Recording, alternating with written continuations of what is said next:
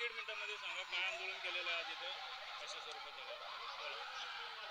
केंद्रीय निवडणूक आयोगाने राष्ट्रवादी काँग्रेसच्या संदर्भामध्ये राष्ट्रवादी काँग्रेस पक्ष आणि चिन्ह घड्याळ हे अजितदादा गटाचा अधिकृत आहे अशा पद्धतीचा जो चुकीचा निर्णय दिलेला आहे, त्या निर्णयाच्या विरोधामध्ये आज आम्ही या ठिकाणी आंदोलन केलेलं आहे।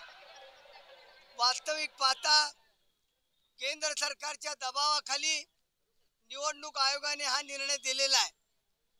हे स्पष्ट आहे की 28 राज्यापैकी 25 राज्याचे पदाधिकारी संघटना सर्व शरद पवार साहेबांच्या बाजूला असताना अशा पद्धतीने चुकीचा निर्णय दिला गेला आणि रिजनल पार्टीना संपवण्याच्या संदर्भामध्ये जो बीजेपीने अशा पद्धतीचा पाऊल उचललेला आहे काही दिवसामध्ये आणि सगळ्या शासकीय यंत्रणा ईडी असेल, सीबीआय असेल, निवडणूक आयोग असेल, हे सर्व जे आहे ते आपल्या दबावाखाली काम करावं आणि या पक्षानं संपवावं म्हणून अशा पद्धतीचा ठाकरे साहेबांच्या नंतर दुसरा चुकीचा निकाल दिलेला आहे।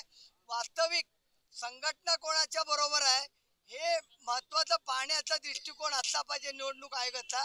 केवळ आमदार जास्त आहेत म्हणून अशा पद्धतीचा निकाल देणं हे मला वाटतं की अत्यंत चुकीचं आणि अनफेअर आहे, म्हणून आम्ही या ठिकाणी आज आंदोलन करीत आहोत।